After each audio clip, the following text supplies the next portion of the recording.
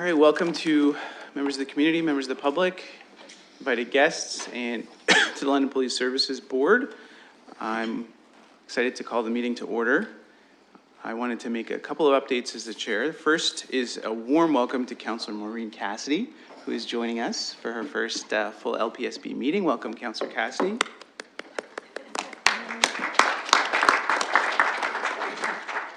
And I also want to take a moment to recognize some very important celebrations that have recently happened at LPS. The first is the CAA School Safety Program Achievement Award. It was an honor to be there on behalf of the board when we recognized constables Rebecca Elliott, Chris Golder, Scott Mickle, and Evan Harrison at an event on January 23rd. This award recognizes a police service which lends exceptional support to school safety. And it was an incredible honor for our team to be recognized. And it's also important to draw attention to the amazing work that they do with children in our community. In addition to this event, there's a very important event on February 4th where there's a dedication held for the new Louis Corey Community Room at LPS headquarters. I joined on behalf of the board and with many of my colleagues in a standing room only event. In fact, there wasn't even standing room. People were spilling into the hallway to recognize Mr. Corey, who is affectionately known as Bud, and to mark the trailblazing efforts and significant accomplishments that he's brought. He blazed a trail through uncertain terrain, and the space named after him is a tribute to creating an inclusive space where members of the community and the service can fully belong within headquarters. We anticipate that Bud's legacy will continue well beyond the dedication. So with that, I'll move to any disclosures of interest. Any new items or addenda? Okay. Now I'd like to take a moment for a very important recognition. I'd like to call Ms. Vanessa Amtman-Smith up to the front. Ms. Amtman-Smith was a member of our London Police Services Board, serving our community in the spirit of service from November 2017 to November 2019. I want to, on a personal note, just share with the community how much of a gift it was for me to get to know Vanessa through this opportunity with the board, and to thank her for the time and commitment she brought in and the wisdom that she shared with all of us. We're all better for our time that we got to spend with her. So we have a certificate that we're going to recognize her with.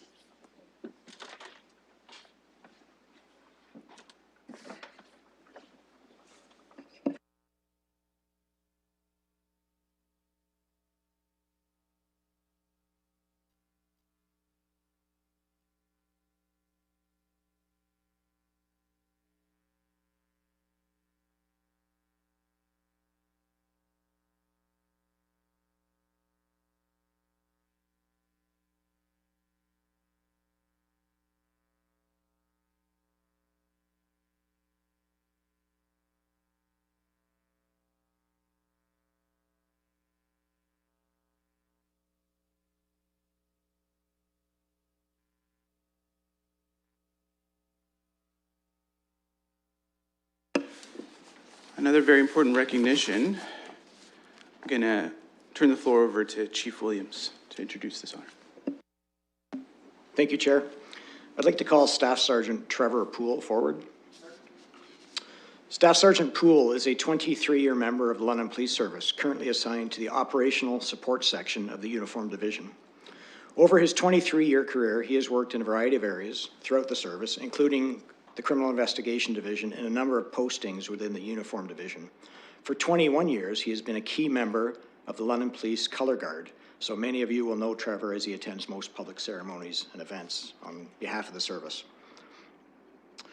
The Sovereign's Medal for Volunteers is a national award that recognizes the volunteer achievements of Canadians from across the country in a wide range of fields. It is the highest honor for volunteer service that an individual can receive within the Canadian honor system.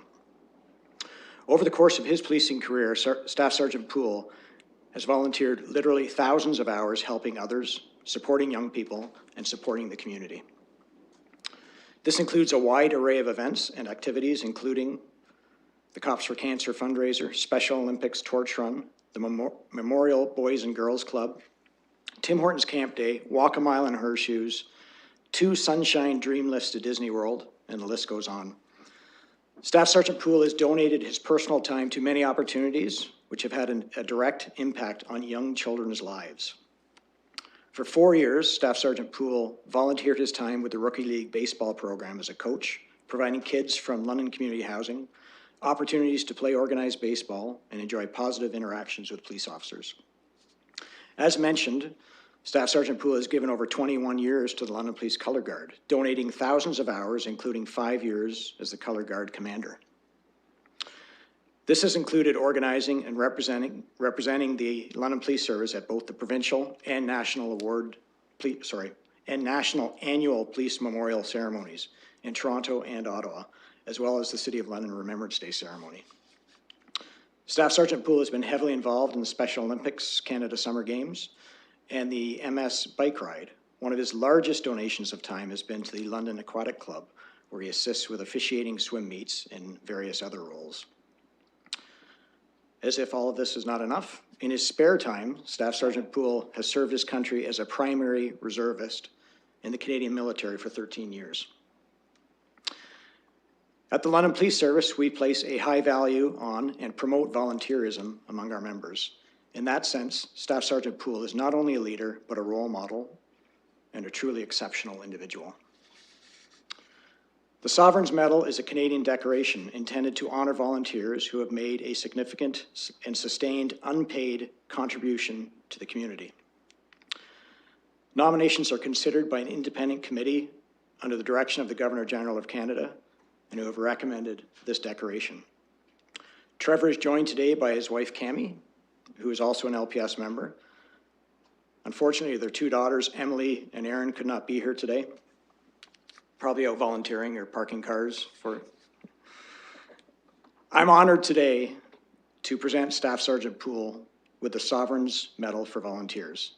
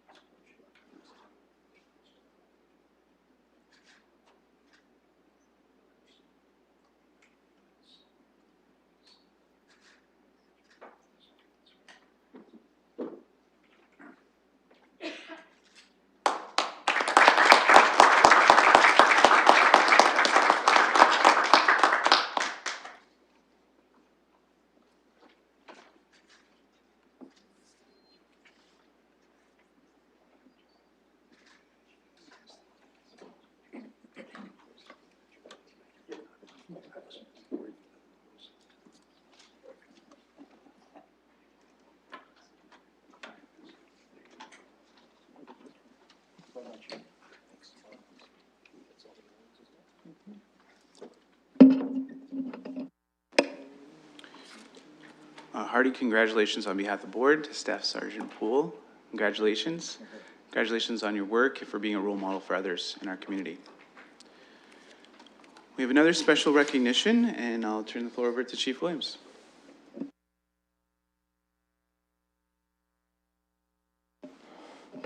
It's always nice to recognize our members, but when one of our truly valued community partners does so, especially publicly, it's very meaningful for us.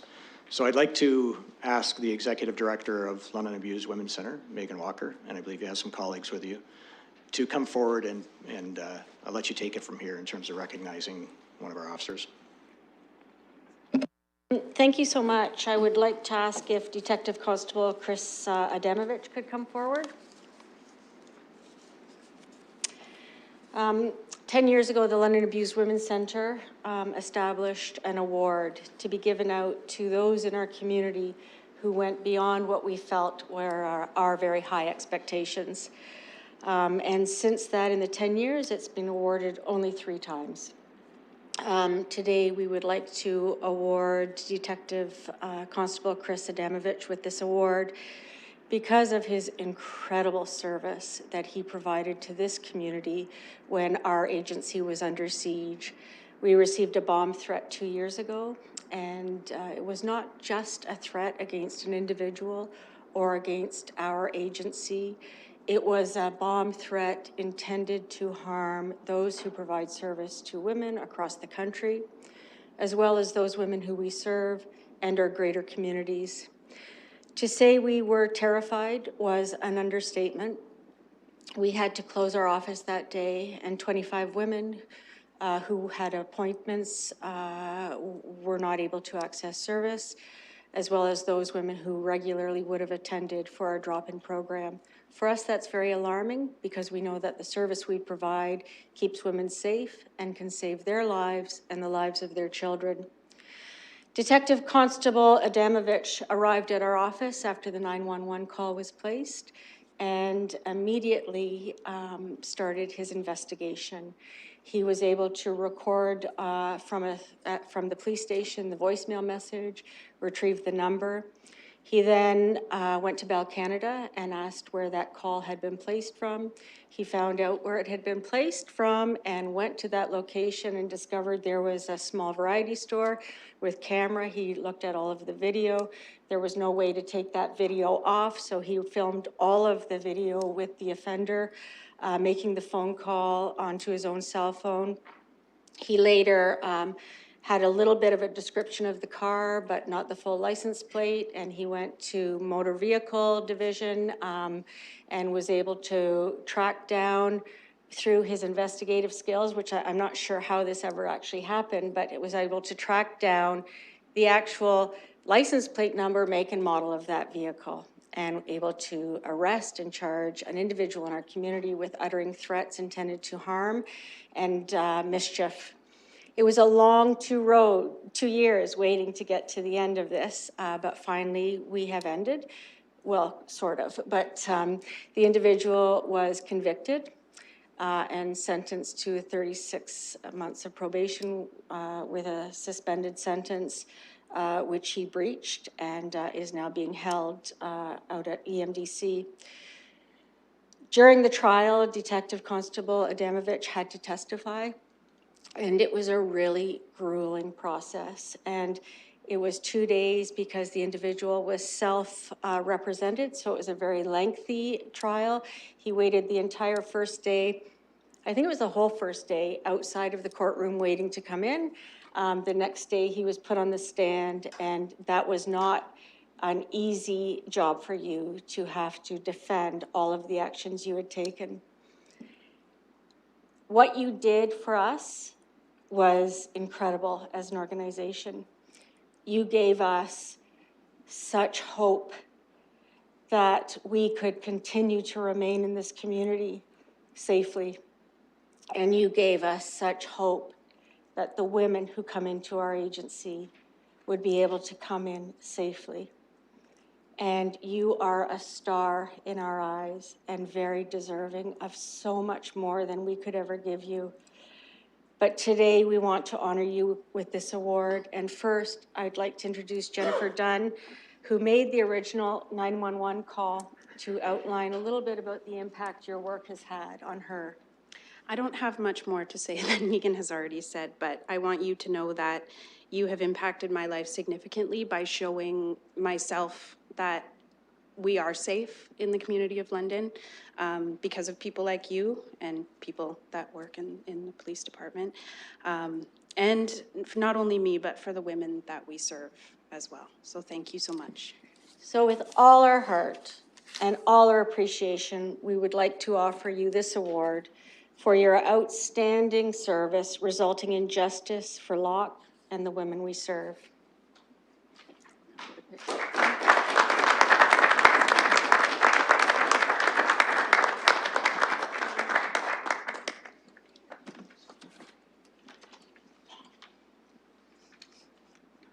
And I should probably say the expectations are really high, so this is really amazing. So we're so pleased.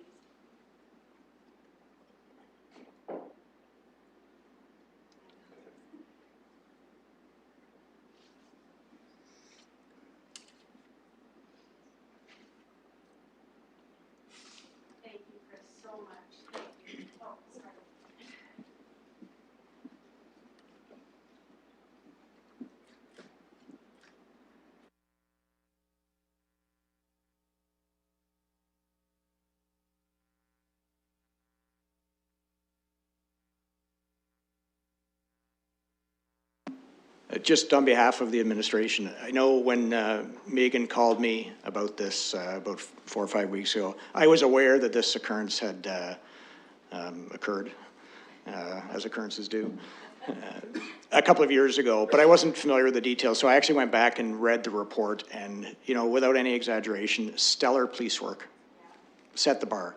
And because it's easy to leave loose ends, and because our officers are always under pressure to go from one call to the next, you know, because it's so busy. But Detective Constable Adamovich didn't do that. He took ownership of it, and he saw it through to completion, right through court. And I know it was a bit of a, you know, challenges in court as always. So, you know, just from us, thank you so much for doing that. That is you know, the behavior that we want to see modeled in younger officers. So I just have nothing to say, but thank you.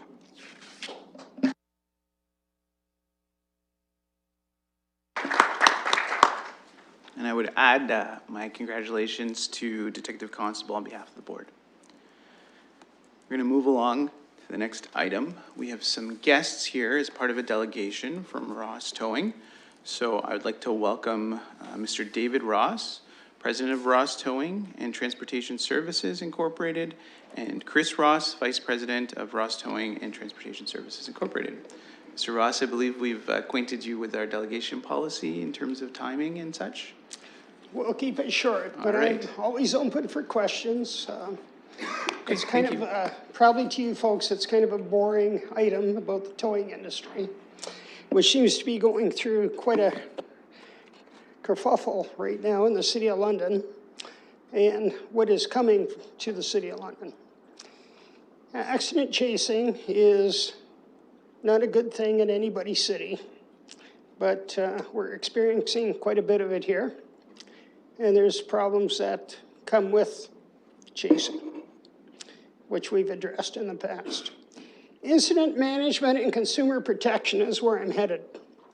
We're trying to get the best foot forward here in this City of London, and we certainly need the help from the Police Services Board. I think it's imperative that we get a bylaw put through to stop anti-chasing. It's in several cities in the province. It does experience difficulties, but I could give you some highlights of it. It's because I have great concern for this towing industry in the City of London. It appears to have two items to discuss.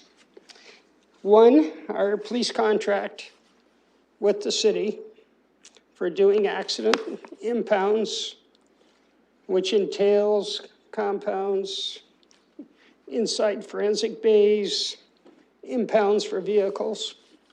We have several yards. They're well cambered, they're documented. Our pricing is what was approved when we initially did this.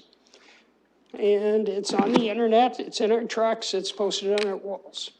Right now, we're constantly defending this action that we have. Everybody's trying to either cut it short or make it into something it isn't. Over the years, I have been on many boards and received quite a bit of recognition throughout North America. I've been at it for just over 50 years, so I got a pretty good grip on what the towing industry is. We've spent a tremendous amount of money trying to make sure that the city gets everything it needs from the towing industry, which I believe we've done quite well. We've received no letters or complaints to speak of.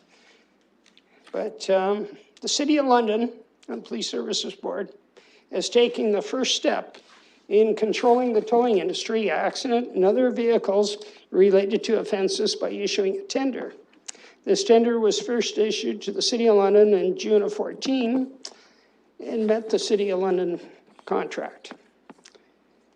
Incident management at the scene, where the fire trucks, the ambulances, everybody else that has to be there. You don't need tow trucks all around you. Sometimes there's half a dozen of them there chasing at high speeds. Last time I give you a video of chasers passing regular tow trucks going to help somebody. So it's a big issue. Your contract requires the utmost level of service. We're the only ones that have multiple compounds, complete bookkeeping system that we offer to the police department, which we use occasionally to find cars that have got misplaced. Currently, there's no other towing companies in the city that have invested that much time and money in people. We operate with 65 people just to do towing. Nothing against the other folks that are trying to be in the towing industry. There's lots of towing to be done in the city, but you have to, the police services has to be separate entity because of what you require. You require special services and timing, so it takes a lot of people to do it. Now, we have some people operating out of apartment buildings, their hosts. We have some working on house trailers. But currently, you don't have very many people with standalone operations that dispatch out of their own place 24 hours a day. So the incident management part is good. We have to push forward for incident management. Consumer protection gets to be pricing, for one thing. On a daily basis, we get complaints from insurance companies about other car bills and tow bills from other towing companies. We get them every week. We get threatening phone calls on the phone from other towers because of what we're doing, which is hard on my people. I have drivers that have been assaulted, and they have to, they're a little gun shy about going. It's not what should happen in this city. I'm very familiar with what's happening in Toronto. Toronto's going to get a new system for towing. It's being done by the Ministry of Transport. It's quite entailed. It's a project I've been working on for 5 years in Toronto with the ministry. But we can go on that as a later date. I don't want to miss all my time here. But if anybody's interested, there is a program coming April, May for the highways. And then it'll filter to the cities. So it's a pretty good plan. We just hope we can get it all in place. So what I'm asking the Police Services Board is to make sure we get this put through. I know it's going to be a problem. Most of these individuals that are on the this other side, if you want to put it that way, that is trying to get maybe a rotation system. I've been associated with rotation systems for several years in different places and associations I belong to. This isn't a case for a rotation system in this city. It will not work. It's the caliber of people. We have tow trucks and drivers from Toronto here now. And I'm sure your police reporting center can verify what's happening. But anyways, they're not bound by any pricing.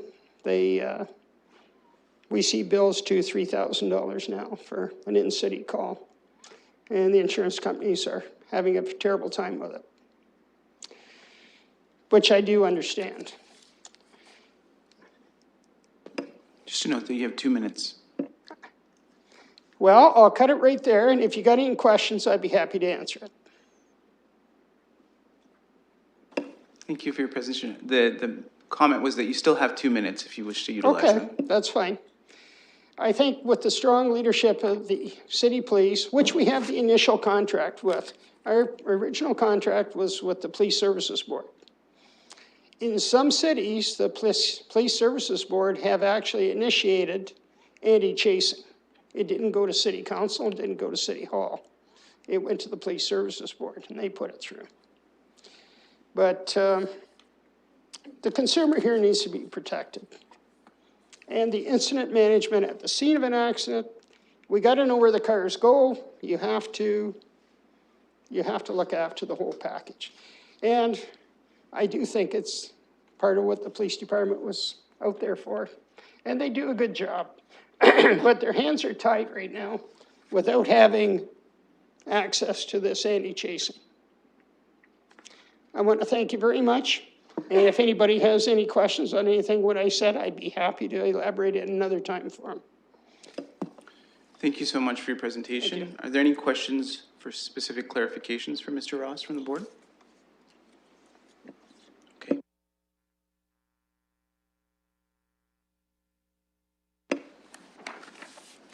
Moving on with board business, the next item on the agenda is the minutes of the January 16th public meeting. Would anyone like to move to approve? Moved by the mayor, seconded by deputy mayor. All in favor? All right. Our next item pertains to the topic of property sold at auction and return of bottles for refund. I will turn the floor over to Deputy Chief Betts. Thank you, Mr. Chair. This is a report presented to you to advise you of the disposal via auction of personal property, including bicycles, and the return of beer bottles, which took place on October 7th, 2019 and January 10th, 2020, respectively.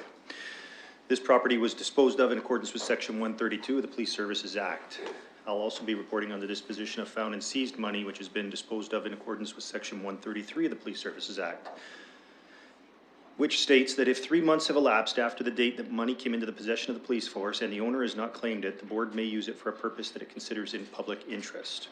As you know, the London Police Service Board Policy 23-2000, collection, preservation, and control of evidence and property, reflects the language of the Police Services Act and requires the Chief of Police to report on the board to the board accordingly. So on October 7th, 2019, Mackenzie's Associated Auction facilitated the auction of bicycles and personal property at their facility. And the sale of these items resulted in net proceeds of $8,060.49 paid to the London Police Services Board via check on November the 11th. On January 10th, quantity of empty beer bottles were returned to the beer store, and a refund in the amount of $34.10 was also presented to the Police Services Board. On January 21st, 2020, following an internal audit of our police and evidence room, a quantity of cash was identified for disposal, some of which had been in our possession since 2009, and in total $15,322 in Canadian funds, $93 in US dollars, and 50 Jamaican dollars was transferred to the financial services for deposit into the account of the London Police Service Board. This currency was deposited in accordance with the Section 133 of the Act. Therefore, I'm recommending the board receive this report for its information, and in accordance with the provision of the Police Services Act, utilizes the funds utilize the funds for any purpose that it considers in the public interest. Thank you. Thank you. Any questions, comments? Anyone like to move to receive? Mr. Lang, seconded by Deputy Mayor. All in favor? Thank you. Moving on to item 10. This is a crime call and public disorder analysis mandatory board report. I'm going to turn the floor over to Deputy Chief McIntyre. Thank you, Chair. Through you. This is an annual report, of course, as per the board policy and for adequacy standards. And it really sets out what the London Police does as it relates to call and public disorder. What is our plan to attack that? This area is largely governed by our crime analysis unit. That unit, incredible people, incredible education. It's a supervisor and 4 people working in that spot.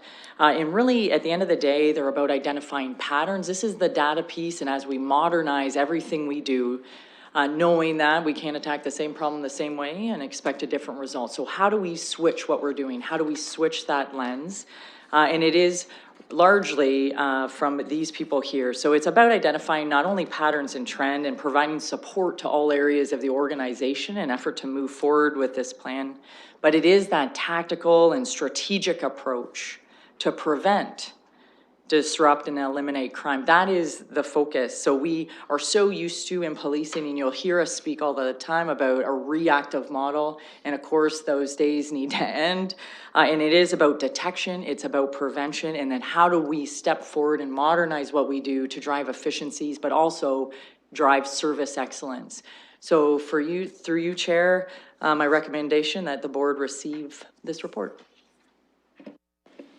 Thank you. Any comments or questions from the board regarding the report?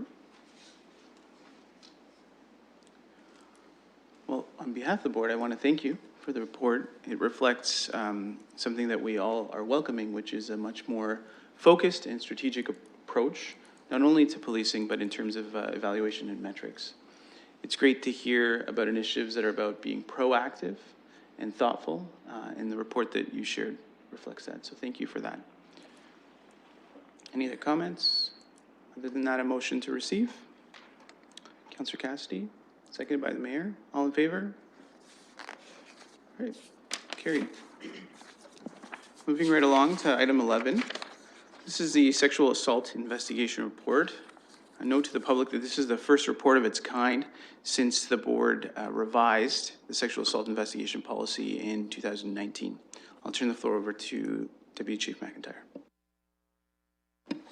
Thank you for the introduction, and just through you, Chair, to the board, as you mentioned, it is its first of its kind, and it is really been an amazing collaboration with subject matter experts on this topic. And again, it's all about, and I will constantly go back to kind of that excellence in service delivery. We work right alongside this committee.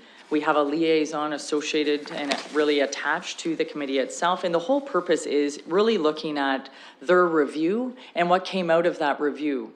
So the policy spells out certain criteria that we must report on, and you'll see it outlined in the report before you. And it really drills into what are the number of sexual assault cases reported, the number of cases that are reviewed by the Victim Advocate Case Review Program, and then any recommendations made during that course. There is a second caveat that is in there as well, and it speaks to when the victim of a complaint has asked that the accused be publicly identified, were there any cases where the police agency said, no, sorry, we're not going to do that. And so you'll see that is listed there as well. So out of that, you'll see the number of cases reviewed, and you'll see the number of recommendations. And although none came formally back to say we must absolutely go back to the drawing board and reinvestigate something, again, this is a partnership, and it is about coaching, and it's about driving perfection, if you will, in what we do. And so there was many recommendations given, if I use that word lightly, but kind of coaching or development or things we could do differently that would better serve the victims. One of those would be trauma-informed interviewing. We had, different recommendations coming forward from the committee. So it's not so much for me the number of cases that were reviewed, it was the thoroughness in which they were reviewed, and it was the development that was gleaned with our team as a whole post the review. So open to you for any questions if you have any. Any questions or comments? So thank you for sharing. A couple of questions regarding the reporting. The first relates to whether we have any comparator statistics. I know this is the first of its kind, but whether we have an idea, high level, around trends. The second, I'd ask if you give a great example of trauma-informed interviewing as a learning. Are there any other items that you think you can highlight for the community that came out of the development and the engagement that took place as a result of these activities? Through you, Chair. Just some clarification for me, if you could, on what you mean by trends, but I can go into what other recommendations, if you will, that came out. So I spoke to trauma-informed interviewing, or really maybe a lack thereof, if I could be critical of our own interviewing skills in that regard. So that was one piece. I think incomplete investigations that we could have drilled down further. So a furtherance kind of an investigative stream. Different biases associated to either gender or rape myths, that came out. We see that being embedded, and does that change the lens from which we're either listening or hearing the victim as they file a report? So we have some recommendations coming out of that. It could be as simple as misunderstanding the law. Part of one of the collaborators on this committee, of course, is Karen Bellemere from Bellemere Law. So it could be misunderstanding just aspects in law. Another one would be vulnerabilities or challenges. It could be as it relates maybe to mental health, or the criminalization of women as its own entity. So those are often high-level discussions, but so important to understand from those subject matter experts what that issue was, and then how do we look to train our people and change what we do in-house. So since that we have rolled out and we do implement many recommendations that come from the committee and with their support and guidance, so it's been excellent in that regard. And I'll give you back the mic to answer my first question. It was just a high-level idea based on information available of how some of the numbers for this year compare to other years.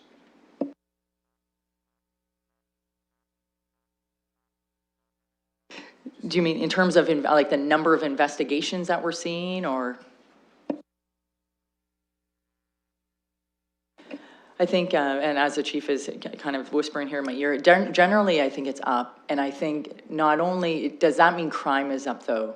We always are worried about that. Does it resonate more with victims? And again, with all of the community partners that are out there, of course, LOC to support victims, do they feel as though they can come forward? So always that's embedded in that statistical analysis. Additionally, so I would say, to answer your question, they're going up. Additional changes that have been made, really was a direct overhaul of our procedure and how we investigate these complaints. And you see how we interact and, of course, use our partnering hospitals, St. Joe's namely being one of the big ones. As a victim attends those locations, do we need to move them back to our building for interviews? Can we interview them there? And how do we streamline that process? Again, that trauma-informed lens. So many amazing things came out of it. And we're grateful for that collaboration. Any other questions or comments? Deputy Mayor? Thank you. I want to make sure that I'm understanding exactly what's in the report. So my understanding of the policy is that cases where charges were not laid, or cases where it was found to be unfounded, those are the cases that are sort of within the mandate for review, right? So that's the 148 is where there weren't charges. So the higher number of 390, like there were charges in 252 cases, like the difference. That's part of it. So one of the mandate too was that the victim was 16 years of age or older, and that the accused was an adult as well. And so some of those offenses, that gap in the reporting, so total number of sexual assaults, we put that in there just for you to have a reference. But then how many met the criteria for that committee to review? Out of that 300 or so, 390, 148. Does that help you out? It does, thank you very much. And so the difference between 148 and 26, so what happens to the ones that were not reviewed? Absolutely. So that piece of it, our service does not control. This is, of course, a community group that works to review them. I allude to, and not for me necessarily to defend them. There are 26 cases that reviewed. Of course, a case is hours and hours to review. And so I think as it's evolving and as they're learning, do they change their scope on that? Is it all, or is it a sampling? I think they'll look to see that. One takeaway I have from those meetings and their thoroughness is it about quality and maybe not quantity? And I think you're going to see them start to evaluate that metric. Not so much just glazing, kind of touching down on them all. So that gap, not to defend them, I would focus on the quality piece, but they'll evolve as it moves. And again, this is their first year. The committee is large. It has a large volume on it. To getting all those people together, I think, is also complex. But it's in its early stages. Yeah, I want to be clear. I'm not criticizing the process at all. I think it's actually a wonderful addition to what was happening before. I think it's really improved things. But I think we also recognize the volume of the cases and what our expectations are in terms of, you know, how many of these things can be reviewed. There's a lot of work that goes into the initial investigations, and the review process itself also takes a lot of effort. It's not something that can just be done quickly and easily. It's complicated, right? So I think this is really helpful. I think it's a good sign that we're being very transparent about how that process is working, you know, having a report to say how many recommendations were coming forward, you know, here's the baseline numbers. I think just having this kind of transparent reporting on how that process is working, and more importantly, identifying all the opportunities where we may be able to learn from it and improve our processes to sort of enhance how things are being done. I think that's the most important outcome from the review. And I think it's helping to establish trust with the community that if you come forward, you know, if you've been assaulted and you come forward to the police, it's going to be treated seriously, it's going to be investigated. I think that's important, and this helps to establish that trust with the community. So. Additional comments? I did have one more thing to add, if you'll bear with me. It is great work, but I also want to emphasize that this is an ongoing thing. So it's not that we just check a box and move on. And I appreciate also the hard work of all the community participants and the stakeholders who engaged in this detailed and thorough review. On behalf of the board, I want to thank everybody for that participation. The only one piece that I would ask to consider in future reports is that in the policy, we did specifically suggest that we explore gathering more demographic data to better understand particular sectors or particular vulnerable groups within the community that might be over or underrepresented within the statistics. So hopefully that can be something for the group to think about for the report for next year. Anyone like to move to receive? Mayor, seconded. Mr. Lang, all in favor? All right, thank you. Is there any new items of business that anyone would like to add to the agenda? All right, well, with that then, I'll take a motion to adjourn the public meeting. Mr. Lang, seconded by Deputy Mayor. All in favor? Okay. This time, as is our usual procedure, we have an open mic opportunity for community members to share their thoughts.